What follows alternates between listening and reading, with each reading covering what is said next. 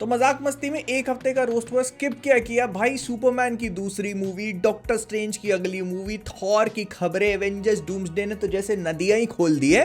तो एक एक करके सब पे बात कर लेते हैं, स्टार्टिंग ऑफ विद डीसीयू कि आखिरकार हुआ क्या। तो सबसे पहले देखो, क्ले फेस की जो मूवी है उसकी फिल्मिंग स्टार्ट हो चुकी है और इसकी अलग अलग बिहाइंड द सीन्स इमेजेस निकल के आनी शुरू हो गई, जिसमें सबसे पहले जब सेट बन रहा था तो किसी ने गॉथम की इमेज शेयर कर दी और इसको फिर कंपेयर करके देखा गया बैटमैन की गॉथम के मैप से, तो दोनों अलग अलग। अब यहीं पर किसी के भी जोश ठंडे हो जाने चाहिए थे, लेकिन नहीं, ऑप्टिमिस्टिक भाई कई लोगों ने तो ये तक कह दिया कि बाढ़ आई ना तो उस वजह से पूरा गौथम का नक्शा चेंज हो गया। मतलब इस लॉजिक से तो हर साल दिल्ली और मुंबई के नक्शे पूरी तरह से बदल जाने चाहिए थे। फिर किसी ने कहा कि आंखें खोल और अच्छे से देख, जो गौथम शहर की पुलिस है ना, जीसीपीडी, उसके लोगोज भी डिफरेंट है, बहुत सारी चीजें बदल चुकी हैं। तो ये मूवी क्लियरली मैट रीव्स का जो बैटमैन यूनिवर्स है उसमें नहीं होने वाली है, जो जेम्स गन डीसीयू बना रहे उसी की कहानी होगी। फिर जेम्स गन ने अचानक रातों रात बस बैठे बैठे मूड हुआ तो पोस्ट के ऊपर पोस्ट ड्रॉप करनी शुरू कर दी और अनाउंस कर दी सुपरमैन मैन ऑफ टुमारो। मतलब इसका नाम होगा मैन ऑफ टुमारो, जो कि वुमेन ऑफ टुमारो के जैसा ही है,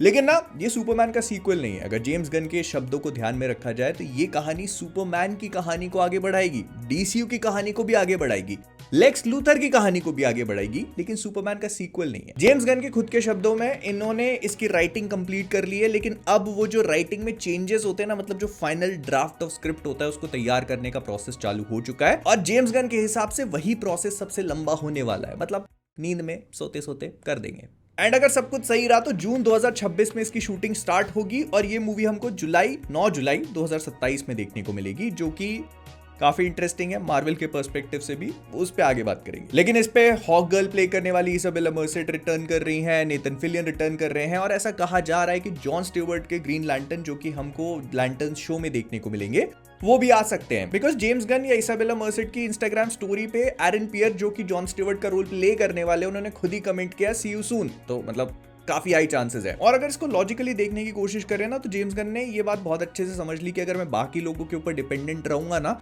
तो 4-5 साल डीसीयू की एक पिक्चर आएगी। तो इसीलिए उन्होंने कहा कि भाई खुद ही लिखो, खुद ही बनाओ, fine, I will do it my self. तो अब इस मूवी में ये अपने पुराने कैरेक्टर्स को तो लेके आ ही रहे हैं, लेकिन उसके साथ में जो सॉफ्ट लॉन्च हुआ है ना छोटे छोटे कैरेक्टर्स का, उनको भी लेके आ रहे हैं। और ये भी कहा जा रहा है कि जेम्स गन 2027 में सिर्फ मैन ऑफ टुमारो को लेके प्लान नहीं बना रहे हैं, बल्कि हो सकता है अगर सब कुछ सही रहा तो वंडर वुमन की मूवी भी आ सकती है, जो कि डीसीयू में होगी, और बैटमैन का सीक्वल तो आ ही रहा है। तो मतलब मार्वल की सीक्रेट वॉर्स अभी अनाउंस हुई है और इन लोगों के 3 मूवी के प्लान बन चुके हैं 2027 में। It is going to be very interesting. Plus James Gunn ने यह भी कहा कि पीस मेकर का सीजन 2, जो कि अभी ऑन स्क्रीन चल रहा है, रनिंग है, वो डायरेक्टली कनेक्टेड होगा मैन ऑफ टुमारो से। मतलब मैन ऑफ टुमारो का प्रीक्वल होगा, जिसका मतलब बहुत क्लियर है, you know who is coming.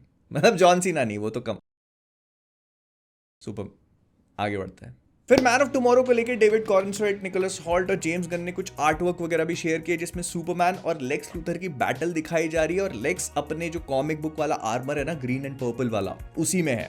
तो ये समझ में आ रहा है कि ये दोनों आपस में लड़ेंगे, लेकिन आई थिंक कि लेक्स लूथर इस मूवी का मेन विलन नहीं होने वाला। ये कुछ गॉडजिला वर्सेस कॉन्ग टाइप की शिट करेंगे, जहां पे ये दोनों पहले लड़ाई करते हैं, लेकिन एक ग्रेटर थ्रेट आने की वजह से ये लोग टीम अप करेंगे और इसी का इस्तेमाल करके ना जेम्स गन लेक्स लूथर की इमेज को भी पॉलिश करेंगे, ताकि वो आगे जाकर डीसीयू में प्रेसिडेंट बने। प्लस सुपर गर्ल, लोबो और भी बहुत सारे डीसीयू के कैरेक्टर्स इसमें सेट टू अपीयर है, ऐसा कहा जा रहा है। वो क्या होगा क्या नहीं है तो धीरे धीरे पता चलेगा, जैसे कि वो शूटिंग शुरू होती है ना, तो उसके बाद मतलब बिहाइंड द सीन्स। फिर मार्क रफेलो और स्पाइडरमैन ब्रांड न्यू डे काफी बेहतरीन कहानी है। तो हम सब लोगों ने काफी पहले से सुन लिया था कि हल्क जो है वो ब्रांड न्यू डे में अपीयर होगा। मार्क रफेलो जो है, उनका ये कहना पड़ता है कि वो किसी भी बारे में कोई बात नहीं करेंगे, क्योंकि उनको अभी तक कुछ पता नहीं है। पता कैसे चलेगा? जब तक स्क्रिप्ट पढ़ोगे नहीं, जब तक स्क्रिप्ट लिखी नहीं जाएगी, तब तक कुछ पता नहीं चलेगा। और अगर पता चल चुका और उसके बाद भी ये नहीं बता रहा है ना, तो समझ लेना कोचिंग सेंटर ज्वाइन हो गया है। फिर टोबी मैगवायर को लंदन की सड़कों पे स्पॉट किया गया, मतलब वो लंदन में हैं, और गेस करो कि लंदन में और क्या हो रहा है? स्पाइडरमैन ब्रांड न्यू डे की शूटिंग। तो लोगों ने कहा कि अरे टोबी मैगवायर कंफर्म। टोबी भाई, अगली बार कोई ऐसा आदमी दिखे ना, गला पकड़ के मिट्टी आंख में घुसा देना, अपने आप ठंडा हो जाएगा। भाई बंदा लंदन नहीं घूमने जा सकता, बताओ ऐसी कौन सी? भाई अगर कंफर्म हो गया तो मेरे को ऐसे पर्सनली बता देना, मैं अपने तक ही खत्म कर लूंगा।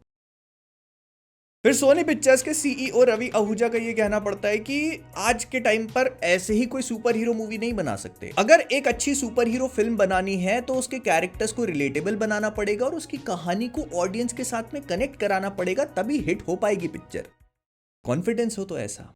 बोल तो ऐसे रहे जैसे पिछले 10 सालों से हिट पे हिट फेंके जा रहे थे। एक ही पिक्चर को 2 बार रिलीज करा के 2 बार फ्लॉप कराने का रिकॉर्ड अगर किसी का है ना, तो मेरा मुंह मत खुलवाओ भी।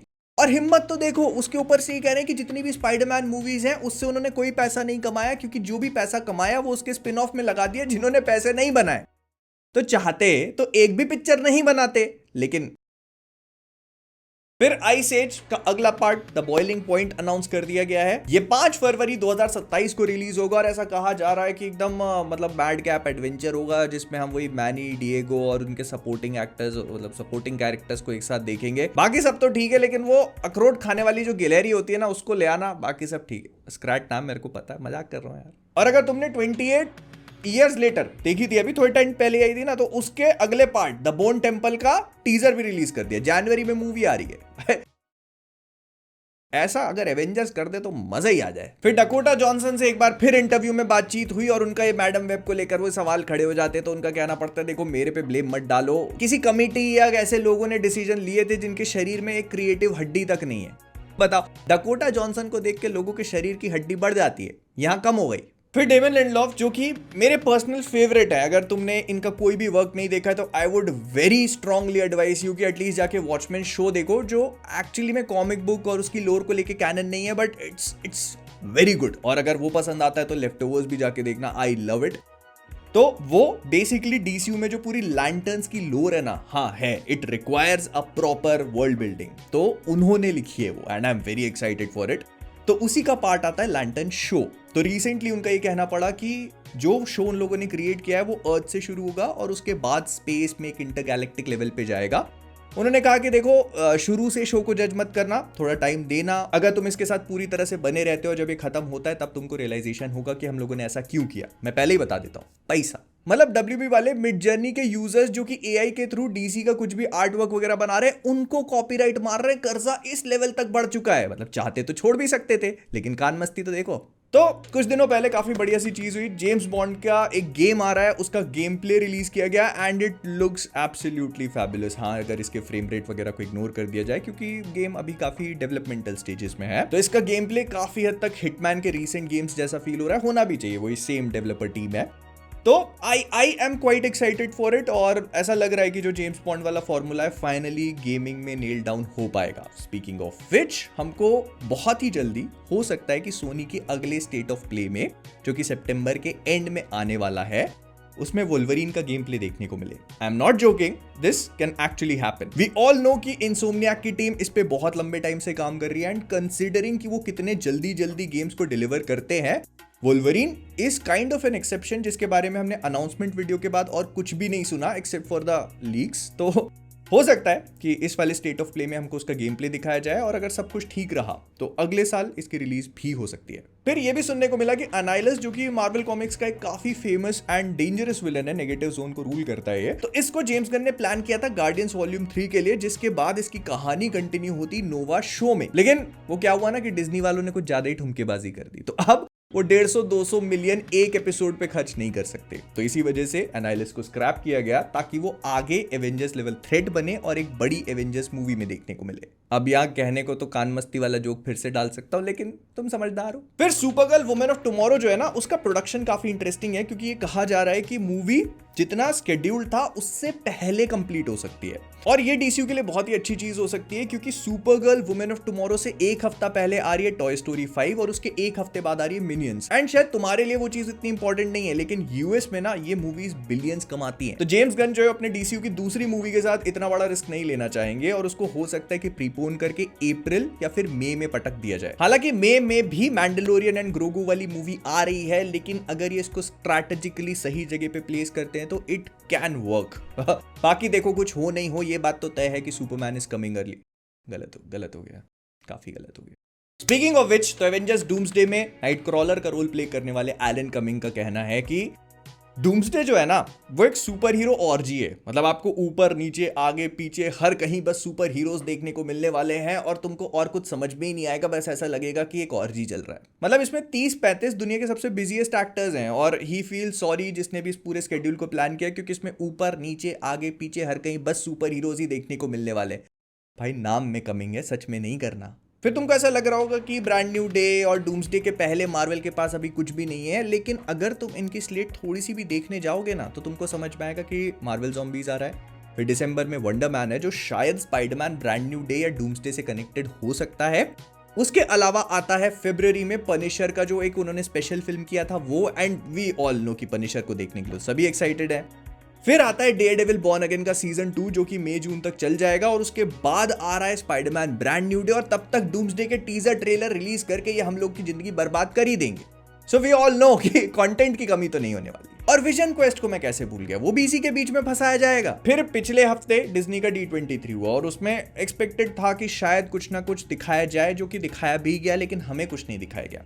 तो D23 में इन लोगों ने एवेंजर्स डूम्सडे की एक छोटी मोटी क्लिप चलाई जिसमें क्या एक सॉर्ट ऑफ स्निपेट सी थी। वो जो एक्टर्स कुर्सी कांड में शामिल थे ना, तो उन्हीं की मूवीज के कुछ क्लिप्स वगैरह काटी गई और थोड़ी हाइप बिल्डिंग करने की कोशिश करी गई, जो कि हो भी गया। मतलब हमको सुनाया नहीं गया, लेकिन ऐसे कुछ लीक्स वगैरह निकल के आए जिसमें लोकी कोई डायलॉग बोल रहा है तो लोग चिल्ला रहे हैं, तो ऐसा है, मतलब बता दिया। फिर रूसो स्क्रीन पे आए पॉल रड के साथ में, जिन्होंने बोला कि एवेंजर्स डूम्सडे उनका अभी तक का सबसे बड़ा प्रोजेक्ट है। सिर्फ आपका सबसे बड़ा प्रोजेक्ट नहीं है, पूरी दुनिया का सबसे बड़ा प्रोजेक्ट है, मतलब क्वाइट लिटरली। फिर क्रिस हेम्सवर्थ से पूछा गया कि क्या हमको थॉर 5 देखने को मिल सकते हैं, तो उन्होंने कहा देखो मुझे अभी कुछ पता नहीं है, we are still trying to put the pieces together, और एक बार डूम्सडे खत्म हो जाती है तो उसके बाद पता चलेगा भाई, जब स्क्रिप्ट ही कंप्लीट नहीं है तो पता क्या घंटा होगा। फिर चैनिंग टैटूम अभी भी डूम्सडे की शूटिंग कर रहे हैं। उन्होंने कहा कि जो गैम्बिट हम लोगों ने डेडपूल एंड वोल्वरीन में देखा था ये वैसा नहीं है, मतलब उतनी कॉमेडी नहीं करने वाला ये। रूसोस का एक डिफरेंट टेक है और वो एक्सेंट नहीं नेल डाउन कर रहे, मतलब एक थोड़ा डिफरेंट ड्रामा चाहिए, एक थोड़ा सीरियसनेस चाहिए, तो हमको डिफरेंट काइंड ऑफ गैम्बिट देखने को मिलेगा, which I am fully in support of. फिर बेनेडिक्ट कम्बरबैच से पूछा गया कि आप क्यों नहीं थे कुर्सी कांड में, आपको क्यों उसमें नाम नहीं लिया गया आपका, तो उन्होंने कहा कि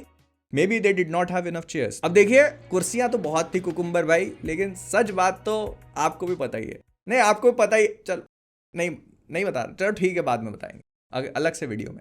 फिर रायन रेनॉल्ड से डूम्सडे के बारे में पूछा गया तो इन्होंने कहा कि मेरे को नहीं पता भाई, मैंने सेट पे कदम तक नहीं रखा है, मेरे को नहीं पता पिक्चर के साथ क्या हो रहा है, मतलब बिना सेट पे कदम रखे फिल्मिंग कर दी। Only Ryan Reynolds can do it. फिर इंटरनेट बड़ी खतरनाक जगह, मतलब चाहे कुछ भी हो लोग पकड़ ही देते हैं। तो सोनी पिक्चर्स का जो यूट्यूब चैनल है ना, उसमें स्पाइडरमैन ब्रांड न्यू डे की प्लेलिस्ट में 2 वीडियोस प्राइवेट है, किसी ने ढूंढ के निकाल लिया। तो भाई एक टीजर एक ट्रेलर, पिक्चर की शूटिंग हो रही है अभी, कहां का टीजर कहां का ट्रेलर, कुछ भी क्या भाई, वो एक शॉर्ट होगी, एक कोई रैंडम वीडियो होगा, लेकिन अपन वीडियो सब पे बना देंगे, मतलब कंटेंट तो कंटेंट है ना भाई।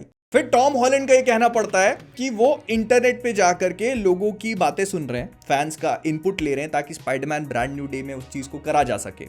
देखो टॉम भाई, क्या होता है ना कि आज के टाइम पे सरकार इंसान की बात नहीं सुन रही है, तुम फैंस की बात कहां सुनने में लगे। अच्छा अगर सुन ही रहे हो ना तो ब्लेड को ले आओ, नहीं ले आओ ना ब्लेड को, मैं बोल रहा हूं लेके आ जाओ भाई। देखो मैं बताता हूं तुमको, वो रवि भाई जो बात बोल के गए ना, बस वैसी अंड बंड बकचोदी पेल दिया करो, किसी का ध्यान नहीं जाएगा और कोई सीरियसली भी नहीं लेगा। ऐसी बातें करोगे ना तो फिर टोबी मैगवायर लेके आओ।